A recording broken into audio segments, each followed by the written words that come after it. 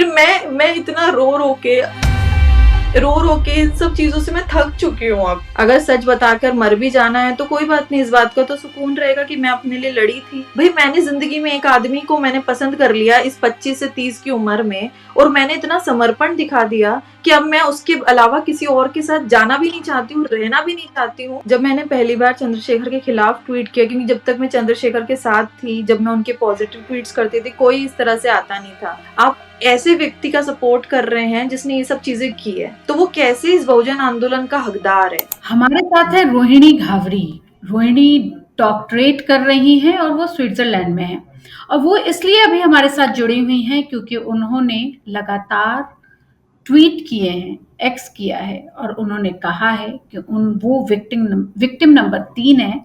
और वो क्यों विक्टिम नंबर 3 है और किसकी विक्टिम नंबर 3 है, तो वो हैं चंद्रशेखर की।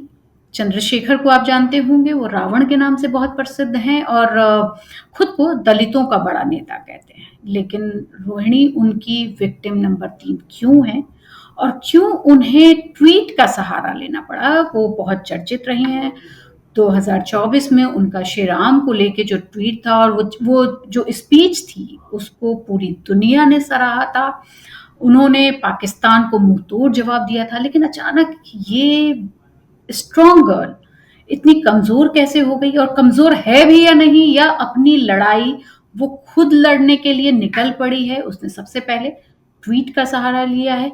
रोहिणी, तो मैं आपके साथ हूं और मैं आपसे पूछना चाहती हूं कि आप अचानक विक्टिम नंबर 3 कैसे अपने आप को कह रही हैं, और चंद्रशेखर पे आपका, जो यूपी में नगीना से सांसद हैं, उन पर आपका, उन्होंने आपको कैसे उन पर आपका आरोप है और वो किस तरह से आपको उन्होंने धोखा दिया और आप उनसे कैसे बदला लेंगी, इसके बारे में थोड़ा बताएं। देखिए, आपने बताया कि जर्नी कितनी डिफिकल्ट होती है एक विमेन की, सबसे इम्पोर्टेंट। मैं आपको इस चैनल के माध्यम से बताना चाहती हूँ कि मैं एक छोटी सी स्लम एरिया से निकल के स्विट्जरलैंड तक का सफ़र मैंने तय किया। सरकार की स्कॉलरशिप मिली, पढ़ने आई, अपनी पीएचडी की। साथ ही साथ मुझे यूएन में 3 बार भारतीय मुद्दों पर, अलग-अलग मुद्दों पर बोलने का मौका मिला। मैंने स्पीच दी, मेरी स्पीच भी काफ़ी पॉजिटिव थी और काफ़ी वायरल हुई।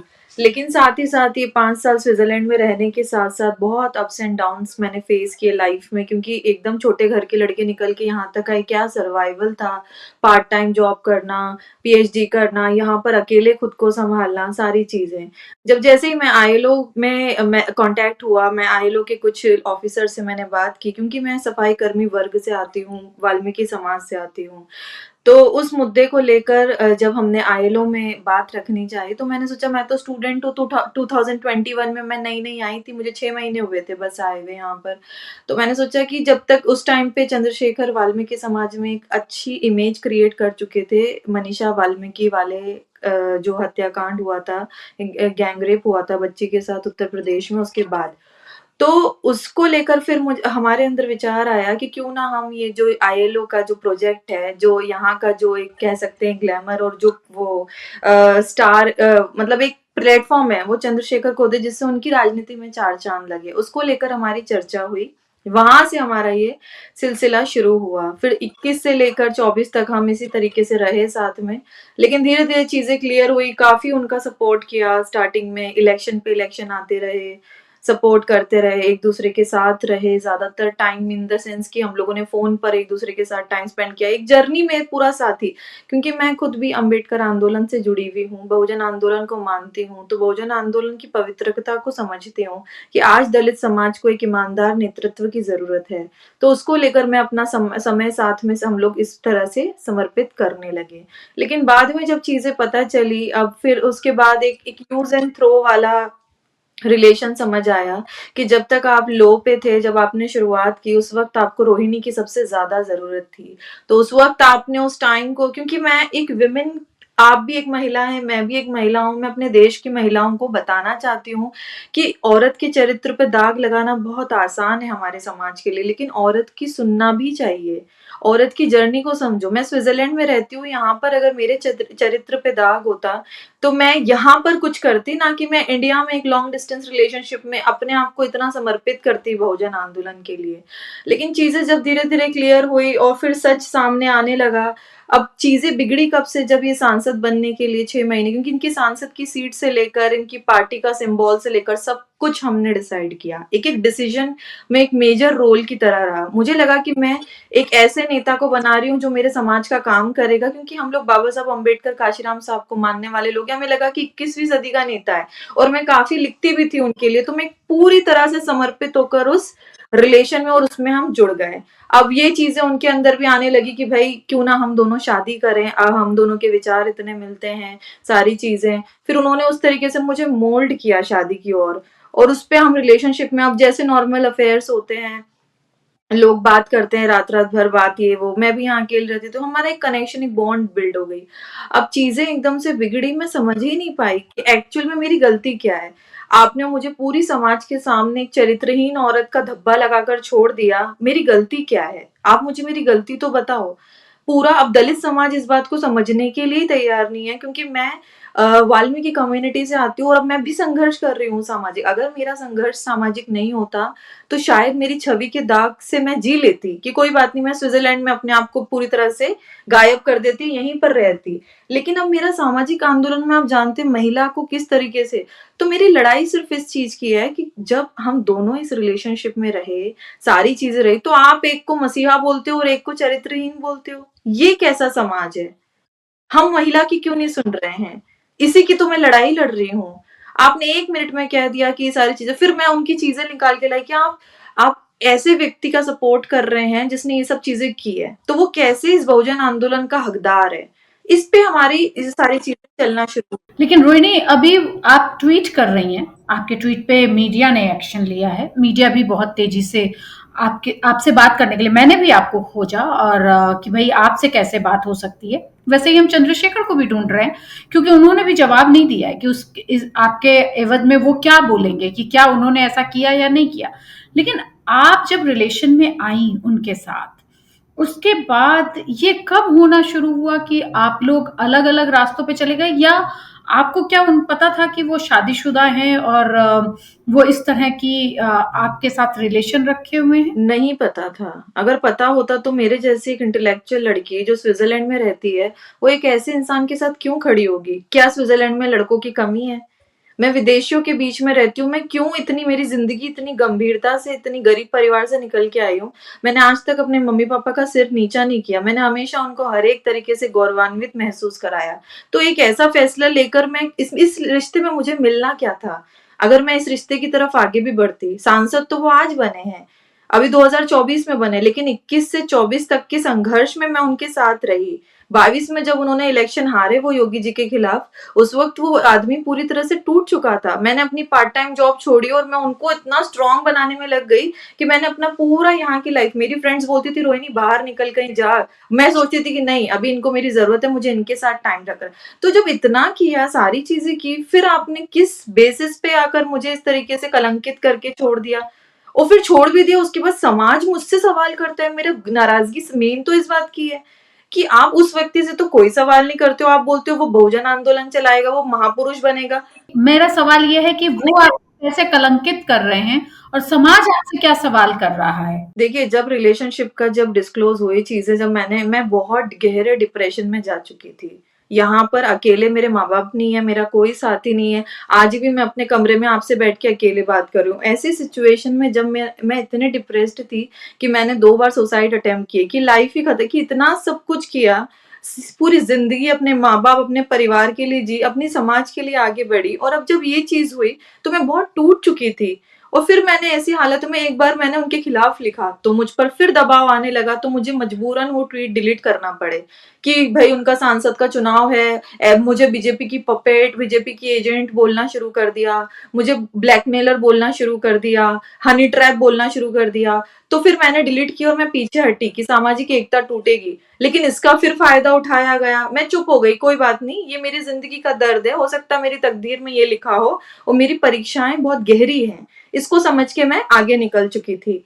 फिर चीजें वही होने लगी, वही रिपीटेडली। तो मैं अब जवाब देना चाहती हूँ लोगों को कि वाई मी, मैं क्यों गलत हूं।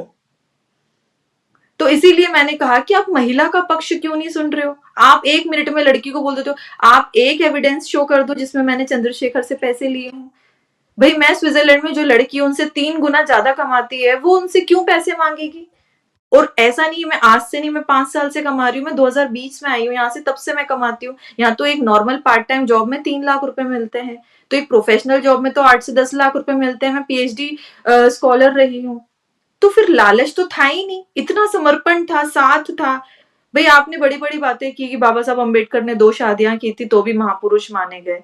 मेरे उनके खुद के चंद्रशेखर के पिताजी ने 2 शादियां की तो भी। तो फिर तुमने एक लड़की को इस लेवल पे लाके कि आज उस लड़की का रिश्तों पे से विश्वास टूट गया है, वो अपनी एक जिंदा लाश बन चुकी है, वो खड़ी नहीं हो पा रही है। फिर समाज भी उसको दबा रहा है, परिवार भी उसको दबा रहा है, कोई उसकी नहीं सुन रहा है, तो लड़की क्या करेगी। फिर मैं इतना रो रो के इन सब चीजों से मैं थक चुकी हूँ अब। नहीं, नहीं, रोइए मत रोहिणी। आपको कब पता चला कि वो शादीशुदा हैं और उन्होंने आप पे क्या आरोप लगाए? मुझे ये जानना है। चंद्रशेखर ने आरोप ये लगाए मुझ पर कि मतलब चंद्रशेखर से ज्यादा समाज ने ये आरोप लगाए कि लड़की एक रिश्ते में सिर्फ और सिर्फ बीजेपी द्वारा प्लांटेड एक पूरा हनी ट्रैप था बहुजन आंदोलन को खत्म करने के लिए। लेकिन उन्होंने कभी इस चीज का जवाब नहीं दिया। उन्होंने हमेशा अपने समर्थकों, तो मेरी जिंदगी जो इतने डिस्टर्ब हुई तो फिर मैं कैसे प्लांट हो गई। क्योंकि मैं देखिए, मैं दावोस इवेंट में, वर्ल्ड इकोनॉमिक फोरम में मैं जाती हूँ, तो वहां पर इंडिया के मिनिस्टर्स आते हैं, स्मृति ईरानी जी आती हैं, चिराग पासवान जी आते हैं। भाई अपने देश का तो कोई भी व्यक्ति आता है, एक विदेशों के बीच में रहकर आप महसूस करते हो, कल को आप भी आओगे, मैं आपसे भी मिलूंगी, एक खुशी महसूस होती है। तो वो उन मुलाकातों को लोगों ने ये दिखा दिया कि देखो हमने कहा था ना। तो दलित समाज एक भोला समाज है, उसको किसी भी तरीके से मोल्ड करोगे ना वो मुड़ जाएगा। क्योंकि कम पढ़ा लिखा है तो उसको उस तरीके से कि देखा बीजेपी के द्वारा की गई। तो मेरे जज्बातों को, मेरी भावनाओं को, मेरी जिंदगी की बर्बादी को, मेरे एहसासों को किसी ने समझा ही नहीं। उल्टा मेरे ऊपर एलिगेशन पे एलिगेशन आने लगे। आज अगर हमने एक फाउंडेशन बनाया है अंडर प्रिविलेज स्टूडेंट्स के एजुकेशन के लिए, मेरे विचार अलग हैं। मैं राजनीति से समाज का भला करने पे विश्वास नहीं करती हूँ। मैं सोचती हूँ कि सामाजिक आंदोलन से भी समाज का कल्याण हो सकता है। तो उसको लेकर हमने फाउंडेशन बनाया। हम फाउंडेशन की ओर आगे बढ़ने हम काम करने लगे। हमने राउंड टेबल मीटिंग स्टार्ट की। हमारा कॉन्सेप्ट ये है कि इक्वालिटी में बात करनी है, एम्पावरमेंट पे बात करनी है और एजुकेशन पे बात करनी है, ना कि आपको कम्युनिटी, कास्ट और इस पे। तो हम ब्राह्मण हो, ठाकुर हो, मुस्लिम हो, सबको बुलाते हैं मीटिंग्स में और काम करते हैं कि हम एजुकेशन पे बात करेंगे। तो उसमें भी डिस्टरबेंस आने लगे। हमारी मीटिंग्स हुई, कुछ मीटिंग्स के टाइम पर हमारे फोटोज वायरल किए गए। अब वायरल करने के बाद जो जजमेंट आती है ना लोगों की, वो बोलते हैं लड़की चरित्रहीन है। तो मैं थक चुकी हूँ ये चरित्रहीन के टैग से। भाई मैंने जिंदगी में एक आदमी को मैंने पसंद कर लिया इस 25 से 30 की उम्र में, और मैंने इतना समर्पण दिखा दिया कि अब मैं उसके अलावा किसी और के साथ जाना भी नहीं चाहती हूँ, रहना भी नहीं चाहती हूँ। और मेरी जिंदगी को वो वैसी व्यक्तिगत मुझे वो क्षति पहुंची है। एक इंडिपेंडेंट वुमेन का कितना स्ट्रगल है, जब वो घर से बाहर निकलती कितने एलिगेशंस झेलती है। मेरे माँ बाप ने कितना बड़ा विचार करके मुझे यहाँ पर भेजा कि भाई हमारी लड़की वहां जाएगी, पढ़ेगी, और फिर आज मैं ये झेलूं। फिर मैं सोचती हूँ समाज के लिए, मैं सोशल मूवमेंट के लिए काम करना चाहती हूँ, तो वहां भी मैं चरित्रहीन का टैग झेलूं। और फिर पुरुष को पूरी क्लियरिटी मिल जाती, क्लीन चिट मिल जाती कि नहीं नहीं वो गलत नहीं हो सकता, औरत ही गलत है, औरत का ही लालच है। तो ये क्यों इतना ज्यादा इस चीज को लेकर दबाया जाता है। तो मैं उस चीज को बोलती हूँ ट्विटर पे तो लोगों को बुरा लगता है। लोग बोलते कि नहीं बोलना नहीं है। तो गलत के खिलाफ अगर हम यहाँ तक पहुंच के भी नहीं बोल सकते तो क्या फायदा हमारा यहाँ तक। मैं तो बाबा साहब अम्बेडकर को मानती हूँ, और अम्बेडकर जी ने हमेशा अन्याय के खिलाफ बोलना सिखाया। तो बोलेंगे। आपने एक लड़की की जिंदगी को, वो मैंने कल भी एक बहुत दर्द भरी कहानी के रूप में लिखा कि एक लड़की जब 25 से 30 की उम्र में संभलती है, जब एक साथी की जरूरत होती है, और उस वक्त एक आदमी आकर उस वक्त को छीन लेता है। फिर एक औरत ना एक ऐसी विधवा की तरह जिंदगी जीती है कि उसके आंसू पोंछने भी कोई नहीं आता है। उस वक्त वो मर जाती है अंदर से, उसका रिश्तों पे से भरोसा टूट जाता है एक, और फिर उस आदमी को कोई कुछ नहीं बोलेगा, औरत को ही बोलेंगे। तो ये लड़ाई मेरी, ये सिर्फ मेरी कहानी नहीं है, ये लाखों महिलाओं की कहानी जिनके साथ सेम चीज हो रही है। वो लड़ लड़ के थक जाती हैं, क्योंकि ना समाज हमारी सुनेगा, ना परिवार हमारी सुनेगा। हम फिर डिप्रेस्ड हो जाते हैं। फिर कई लड़कियां इस हालात में सुसाइड कर लेती हैं। क्योंकि सोशल इमेज ऐसी बना दोगे आप उस लड़की की, ये लड़की तो खराब है, ये लड़की चरित्र, तो क्या जीने का अधिकार नहीं? अगर हमने एक फैसला गलत ले लिया, हम किसी के मैनिपुलेशन में आ गए। अब मैं इस मैनिपुलेशन में तो सिर्फ और सिर्फ बहुजन आंदोलन की वजह से आई थी, वरना कोई रीजन ही नहीं था। अगर ये व्यक्ति मुझे ज्योतिबा फूले, सावित्रीबाई फूले की तरह कहानियां नहीं सुनाता, अगर बोलता नहीं कि रोहिणी जरूरत है, मैं ऐसे हजारों उनके मैसेजेस, हजारों उनकी भी चीजें बता दूंगी जिसमें वो चीज ये। और जब मुझे उनका पता चला कि वो शादीशुदा है, मैंने बैकआउट कर लिया कि मेरी आत्मा इस चीज की गवाही नहीं देती। मैंने बहुत मुश्किल से यहाँ आई हूँ, मैं एक चीज की वजह से एलिगेशन लगा कि मैं इंदौर के लोगों को क्या मुंह दिखाऊंगी। तब इनकी भावनाएं मेरे लिए इतनी स्ट्रांग थी कि ये सुसाइड करने की धमकी देते थे, ये लिटरली रोज रोते थे। इनकी सूजी आंखें देख के मुझे लगता था कि सच में इस व्यक्ति को मुझसे प्यार है। तो फिर मैंने एक वक्त के बाद इस रिश्ते में समझौता कर लिया कि हो सकता है कि मेरी तकदीर ऐसी ही लिखी है, हो सकता है कि हम दोनों किसी वजह से मिले हैं। और जब मैंने उस रिश्ते को एक्सेप्ट कर लिया और पूरी तरह से सब रहने लगे, और फिर इनके चुनाव हो रहे हैं, इसकी तैयारी, इनके कोई ये अखिलेश जी से मिलने जा रहे हैं, उसकी तैयारी, ये किसी मुख्यमंत्री से मिलने जा रहे हैं, उसकी तैयारी। इनको सारी चीजें मैं लिख कर देती थी, सारी इनकी स्पीचेस मैं लिख के देती थी, सब पूरा एक तरीके से वो साथी का मैंने एक परछाई बन चुकी थी मैं इनकी इस रिश्ते में। फिर इन्होंने एक दिन क्या किया, 2024 के एंड तक आते आते, जब मैं नहीं जानती इनको ऐसा कौन सा जैकपॉट हाथ लगा कि अब इन्हें लगा कि अब तो मेरी सफलता सामने है, अब रोहिणी की जरूरत नहीं है, तो इन्होंने मक्खी की तरह निकाल के फेंक दिया। मैं डिप्रेशन में चली गई, मुझे लगा ये क्या हुआ मेरे साथ। एक तो मैं उस रिश्ते को अपनाना नहीं चाहती थी, उस इंसान ने इतना मजबूर किया, लेकर आया रिश्ते में, जब उसको पूरी तरह से मेरी भावनाएं उससे जुड़ गई तो उसने फिर छोड़ के फेंक दिया। अब मैं जिंदा लाश की तरह बन चुकी हूँ। मेरे परिवार वाले मुझे देखते हैं, रोते, बेटा क्या हुआ, मैं किसको अपना दर्द बताऊं। मैंने कई बार इस इंसान को बताने की कोशिश की कि देखो अब मैं जी नहीं पाऊंगी अगर इस तरह, तो इनको कोई फर्क नहीं पड़ता, ये बोलते हैं तुम मर भी गई तो क्या, तो फिर मैं क्या करूंगी। लेकिन आप ये बताइए कि जब आपको ये पता चला कि आप मतलब 2 शादियाँ मतलब एक शादी ये पहले से ही शादीशुदा हैं और फिर आपको पता चला कि ये पहले भी रिलेशंस में रहे हैं, तो उस समय आपने ऑब्जेक्ट नहीं किया इनसे और आपको तब ये एहसास हुआ कि ये सब चीजें मुझे बाद में, हुँ, ये सब चीजें मुझे ना ये क्लियरिटी बाद में आने लगी। तो इन्होंने उस चीज को बिल्कुल एक वो पास्ट मिस्टेक बता बता के मुझे मैनिपुलेट किया। इन्होंने यहाँ तक कि शादी की सच्चाई भी मुझे ये बताई कि वो एक कॉन्ट्रैक्ट मैरिज है, उस शादी का कोई रिस्पेक्ट नहीं। इसीलिए मैंने उस महिला को कभी समाज के सामने नहीं लेकर आया। इवन समाज में भी किसी को नहीं पता था कि इनकी शादी हो गई है। और इन्होंने कहा वो एक ऐसा समझौता है, उसके पीछे एक बहुत बड़ी वजह है। और उन्होंने उसकी एक पूरी मुझे कॉन्स्पिरेंसी थ्योरी उसकी बताई कि ये सब चीजें हुई है, मेरे साथ एक बहुत बड़ा ब्लैकमेलिंग हुई है। तो इन्होंने उसमें भी मेरी हमदर्दी जीती कि वो औरत इस इनकी जिंदगी में प्लांट की गई है, इसीलिए ना उसके साथ ये रहते हैं, ना उसको कभी समाज में सम्मान दिलाते हैं, ना उसको कभी साथ में लेके खड़े होते। किसी ने कभी सोशली किसी ने उस महिला के साथ चंद्रशेखर की पिक्चर नहीं देखी होगी। ये तो अब जब उसको भी पता चला, तो उसने जब 3 साल बाद अब वो, और मैं तो गलती मानती हूँ उस महिला की भी। पहली बात तो शादी छुपाने जैसी चीज ही नहीं थी, आपने छुपाई क्यों? भाई दुनिया के लोग शादी करते हैं, समाज के सामने बताते हैं, तो दोनों दोषी है ना। वो महिला ने भी शादी छुपाई, वो भाई भाई बोलती रही, फेसबुक पे हर जगह समर्थन करती रही। हाँ, इस तरह की चीजें हुई, किसी को नहीं पता था कि ये शादीशुदा है। तो फिर मेरी, मतलब वो भाई कहती थी फेसबुक पे हाँ, हाँ, कई उनके ऐसे पोस्ट है जिस पर वो बोलती थी, सपोर्ट करती थी कि भाई हैं ये हैं। कई लोग पिछली वीडियोस फोटोज देखेंगे, आप देखेंगे। ये चीजें वो 2023 के बाद वो जब लेकर आई, किसी को नहीं पता था कि एनिवर्सरी कब है, शादी कब है, पूरी एक। तो महिला भी तो दोषी है, वो क्यों नहीं लाई सबके सामने? वो अगर आदमी ने आपको मजबूर किया कि शादी छुपानी है, तो महिला बोलती कि मैं क्यों छुपाऊं, मैं आऊंगी सबके सामने, मैं मिलूंगी।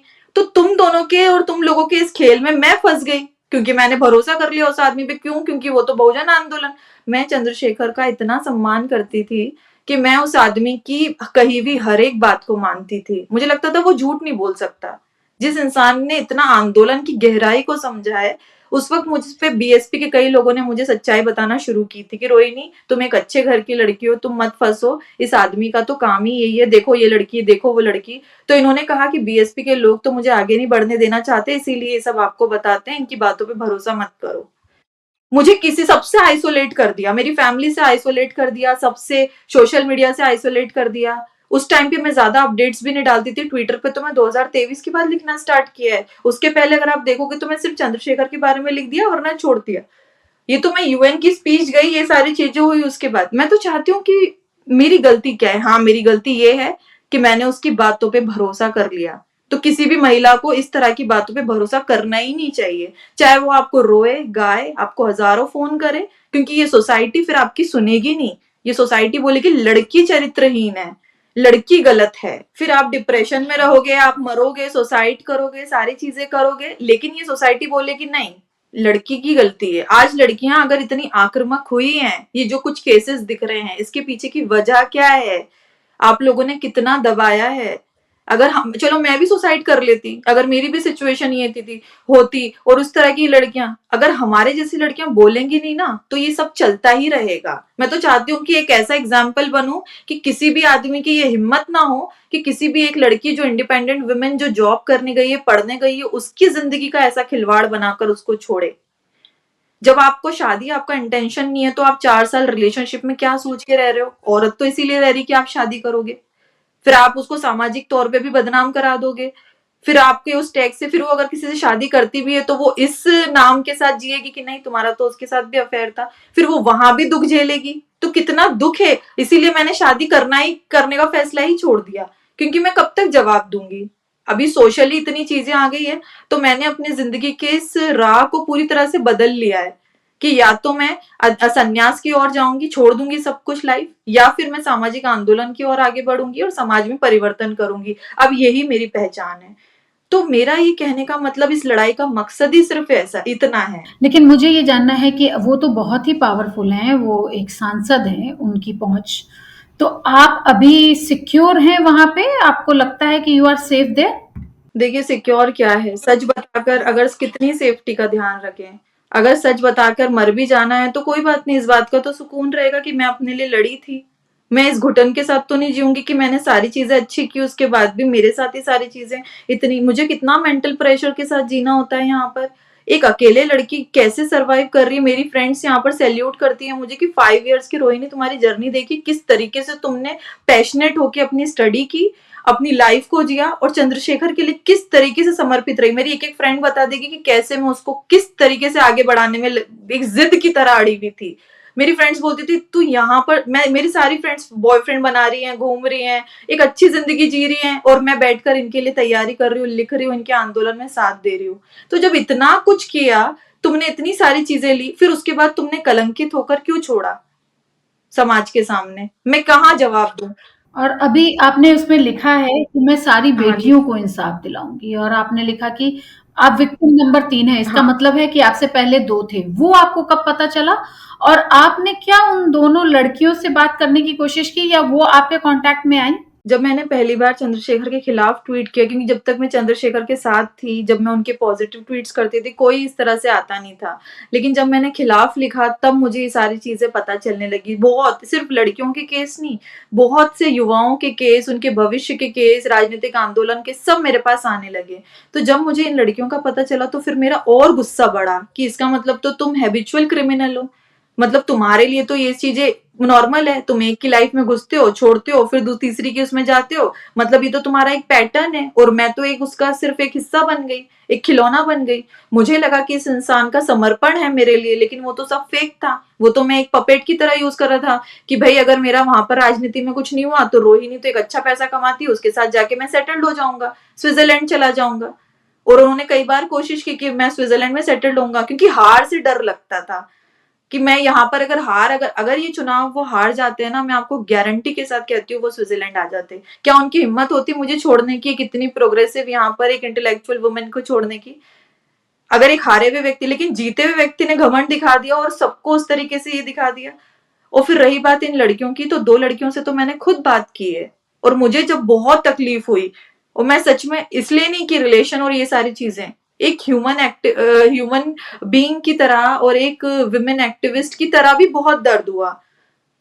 जब उस लड़की ने रो रो कर मुझे सब कुछ बताया, और उसने, उसके मैसेजेस है मेरे पास, क्योंकि देखो ये समाज ना प्रूफ मांगती है, तो देना पड़ेगा, अब क्या करेंगे? बोलूंगी तो बोलेंगे झूठ बोल रही है, तो मैंने इसीलिए उनका स्क्रीनशॉट डाला।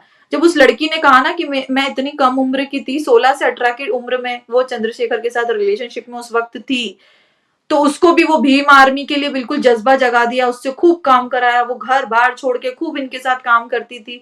फिर ये जेल चले गए, फिर उसके साथ ये कहानी, तो वो लड़की डिप्रेशन में चली गई। उसके पिताजी नहीं है इस दुनिया में, उसकी माँ थी, अब तो उसकी माँ भी नहीं है, जनवरी में उसकी माँ की डेथ हुई।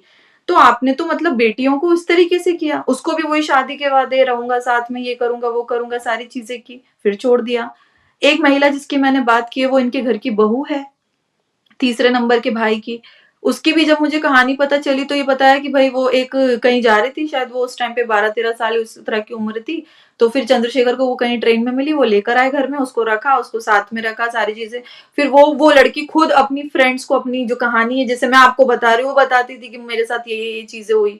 फिर एक दिन उनके भाई से उनकी शादी करवा दी, तीसरे भाई से, फिर बेटा भी हुआ। पर उसको लगातार इतना प्रताड़ित किया गया, परेशान हुई कि वो इनका घर छोड़ के भाग गई, परेशान हो गई। तो वो छुप के अब एक जगह पे रह रही, मैं वो जगह भी जानती हूँ, उसने मुझसे बताया कि मैं यहाँ रहती हूँ दीदी, लेकिन मुझे, वो इतना डरी हुई है इन लोगों से कि वो जानती कि अगर ऐसा कुछ वो बाहर निकली तो शायद उसको मरवा देंगे, क्योंकि वो तो भाई बहुत गरीब परिवार की है, हर किसी की फाइट करने का जज्बा। तो फिर मैंने इस बात पर चंद्रशेखर से बात की कि ये सब क्या कहानी है और क्या झूठ है और क्या सच है। तो उन्होंने कहा कि फिर वो आए भाई वो सामने, तो उस महिला को वो रोती है कि उसको उसके बेटे से नहीं मिलना दिया जाता, क्योंकि उसका बेटा इनके घर में रहता है, और उसका बेटा शायद अब तो 10-12 साल का हो गया है, 8-9-10 साल ऐसा।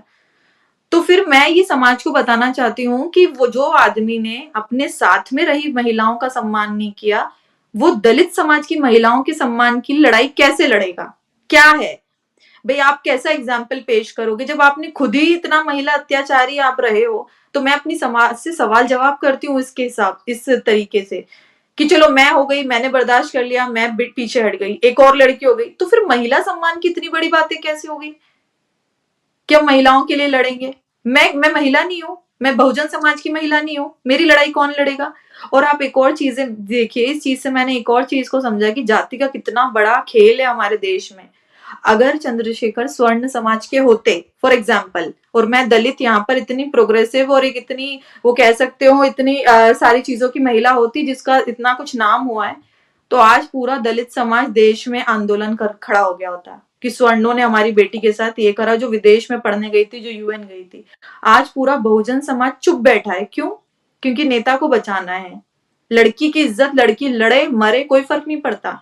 तो तर्कहीन समाज हो गया ये क्यों नहीं बोल रहे हैं कि हाँ जो चीज है उसकी क्लैरिटी होनी चाहिए? नहीं, ये बोलते हैं नेता 10 रेप करके आ जाएगा तो भी वो नेता है, लेकिन लड़की अगर उसके ऊपर एलिगेशन लगा देगी तो लड़की चरित्रहीन है। ये सोच से लड़ाई है मेरी, इस सोच से लड़ाई है कि आप इस तरीके से नेगेटिव चीजें जब इतनी आ चुकी है फिर भी आप एक्सेप्टेंस कि नहीं वो हमारा बहुजन नायक बनेगा, तो फिर कैसे? या तो वो इस चीज का पश्चाताप करे और बोले कि हाँ मैंने ये सब चीज की है, पर वो एक्सेप्ट ही नहीं करना चाहता, वो तो अपनी इमेज को एक व्हाइट पेपर की तरह दिखा रहे हैं। और अब आगे आपका क्या कदम होगा? मैं तो आपके साथ हूँ, लेकिन बात अब करें। आगे देखिए, ये सारी चीजें जब सोशल मीडिया पे डाली तो सामाजिक दबाव आया कि जब रोहिणी इतनी चीजें हुई है, क्योंकि इनके जो साथ के लोग हैं, सब स्पेशली इन्होंने इतनी धज्जे उड़ा दी मेरी जिंदगी की, इतने मेरे चरित्र की धज्जे उड़ा दी कि अब इसका जवाब देना पड़ेगा, और इसकी जवाब के लिए अब मुझे कोर्ट केस करना पड़ेगा। अब मैं जाऊंगी, एफआईआर करूंगी, क्योंकि क्लैरिटी मिलनी चाहिए। मैं चाहती हूँ कि एक ऐसा एग्जाम्पल सेट करूं कि किसी महिला के साथ फिर इस तरीके की चीजें ना हो, लोग डरें। आप अगर किसी महिला के जीवन में घुसते हो तो आप किस सोच के साथ घुस रहे हो, उसका वक्त क्यों बर्बाद कर रहे हो, आप उसको डिप्रेशन क्यों दे रहे हो? हाँ, लड़की आ जाती है, मैनिपुलेट हो जाती है, और हो गई मैं मैनिपुलेट, और मेरे मैनिपुलेट होने का रीजन सिर्फ उनका पैसा नाम नहीं था।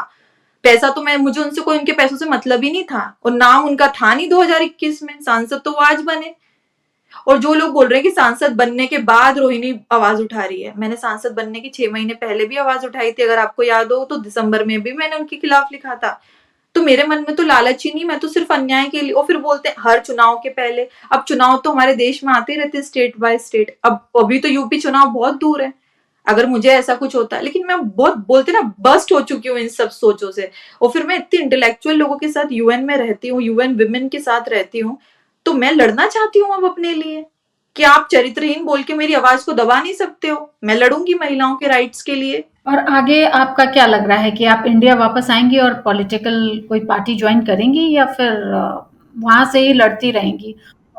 नहीं, मैं मुझे राजनीति से मतलब हुँ। ही नहीं है। मैं तो सिर्फ सामाजिक जीवन एक समाज की सामाजिक नायिका की तरफ भी मैं काम करना चाहती हूँ। मेरा जीवन का मैंने संकल्प लिया है कि जब तक मैं जीऊंगी कम से कम 1 लाख बच्चों का भविष्य बनाऊंगी। अब उसके लिए मुझे राजनीति की जरूरत नहीं है। मैं जानती ही नहीं हूँ राजनीति में, मैंने देख लिया किस तरीके से राजनीति में लोग बिकते हैं, और मैं बिकाऊ नहीं हूँ। मेरा काम भले एक दो रोटी के साथ चलेगा, लेकिन इस चीज में ही करेंगे, और उसमें काफी लोग उसमें जुड़ रहे हैं। अब लोग बोल रहे राजनीति का लालच, कोई लालच कैसे होगा? कोई पैसे का, एक लड़की लालच के लिए इतना अपना दर्द बयां करेगी समाज के सामने, फिर तो वो इस दुनिया की सबसे गिरी हुई लड़की होगी जो पैसों के लिए या फिर पॉलिटिकल पावर के लिए अगर ये सब बातें बोलती है। तो आप देख लेना, अभी तो जिंदगी है, 5 साल बाद भी आप देखना कि रोहिणी के शब्दों में अगर कहीं बदलाव आ जाए तो। मतलब लड़की औरतों को इतना भूखा, इतना फेम का भूखा, पैसों का भूखा, इतने इतने एलिगेशंस क्यों लगते हैं? ये समाज सुनता क्यों नहीं है उनकी? क्या लड़कियों की इज्जत इतनी सस्ती है कि वो इन चीजों के लिए बिक जाएंगी? और हमारे जैसी लड़कियां जो इतने संघर्ष से पढ़ के यहाँ तक पहुंची, वो क्या इसलिए ये सब चीजें करेंगी? ये सोच है, इस सोच को बदलना पड़ेगा। अब कई लड़कियां करती होंगी, लेकिन कई लड़कियां जो 90% लड़कियां हैं ना, उनको भुगतना पड़ रहा है इस सोच की वजह से। मैं तो बोलने आई हूँ, लेकिन लोग बोल नहीं पाते हैं क्योंकि समाज में इज्जत चली जाएगी, माँ बाप की इज्जत चली जाएगी, कोई बोलेगा नहीं। अब चलते-चलते मैं आपसे ये पूछना चाहती हूँ कि आपके पेरेंट्स जो कि अभी इंदौर में हैं, उनका कितना सपोर्ट आपको मिल रहा है? आपके ब्रदर-सिस्टर्स का कितना सपोर्ट मिल रहा है आपको? आप रोइए मत, पहले तो मैं आपसे ये कहना देखिए, चाहूँगी। मेरे मम्मी-पापा के साथ मेरी छोटी बहन डेंटिस्ट है, एक मेरी बहन एक लॉयर है, अभी वो एडवोकेसी कर रही है, और भाई मेरा इंजीनियर है। उनकी पढ़ाई का खर्चे से लेके सब चीज़ मैंने बहुत मेहनत से यहाँ से भेजा है, तो उन्होंने देखा है हमारी बहन क्या है, मैं उनके साथ रही हूँ, और उनको पता है कि इसकी सच्चाई है। तो पहले तो उनको लगा कि इज़्ज़त पे रोहिणी ने हमेशा इतना 4 चाँद लगाए, अब एक चीज़ की वजह से वो कलंकित हो रही है, तो उनको दुःख तो हुआ, क्योंकि यूएन के टाइम पे भी मेरा काफ़ी नाम मिला, मुझे रिस्पेक्ट मिली। स्कॉलरशिप के टाइम पे रिस्पेक्ट मिली। अभी जब मैं पीएचडी की डिग्री लेकर इंदौर गई, तो एयरपोर्ट से लेकर इंदौर में काफी मेरा स्वागत सम्मान हुआ, जो आप मेरी वीडियोस में भी देखेंगे। खूब लोगों का उत्साह था। तो फिर ये चीज की वजह से अब मैं बदनाम हो रही हूँ, लेकिन मैंने उनको कहा कि मैं अगर आज नहीं लड़ी ना, तो मैं जी नहीं पाऊंगी इस दर्द के साथ। तो मुझे लड़ना पड़ेगा, और मुझे आपके सपोर्ट की जरूरत है। तो फिर अब मम्मी पापा जवाब दे रहे हैं लोगों को, लोग बहुत मीडिया चैनल्स उनके पास फोन कर रहे हैं, जा रहे हैं, वो बोल रहे हैं जब हमारी लड़की सही है तो वो क्यों नहीं लड़ेगी? आप एक दाग तो बता दो, एक गलती बता दो, चंद्रशेखर खुद आकर बोल दे कि लड़की ने ये गलत किया है। वो मुझे पैसों की ग्रिडीनेस दिखा दे, वो ये बोल दे कि मेरे साथ संघर्ष में नहीं रही, या ये बोल दे कि पॉलिटिकल गेम था। अरे कोई तो कुछ तो बोलो, फिर मैं जवाब दूंगी। मैं बोल रही हूँ क्योंकि मेरी चीजों में सच्चाई है। आप भी बोल के बता दो। वो उनके पास कोई, वो खुद गिल्ट में है। सच्चाई ये है, उनको पता है कि इस लड़की ने मेरे लिए इतना किया है ना, रात रात भर सोती नहीं थी। नगीना सीट फाइनल करवाई हमने, नगीना सीट से लेकर किस तरीके की वो जर्नी हमने जी है, सारी चीजें हैं। तो वो जानते हैं कि मैंने उनका कितना सपोर्ट किया है, और वो इस बात की गिल्ट में है कि इस पे। तो फिर मैं यही लड़ रही हूँ कि जब तुम मुझे इतने इस रास्ते पे लेकर आए थे, तो फिर तुमने मुझे बदनाम होने के लिए क्यों छोड़ा? तुम क्यों नहीं खड़े हुए मेरे साथ जब मैं तुम्हारे साथ खड़ी थी? तो तुम्हें खड़े होना था, तुम्हें अपने प्रोमिसेस पे, अपने कमिटमेंट्स पे टिकना था। लेकिन तुमने भी तो फिर बाकी राजनीतिज्ञों की तरह क्या कि लड़की को यूज किया और छोड़ दिया।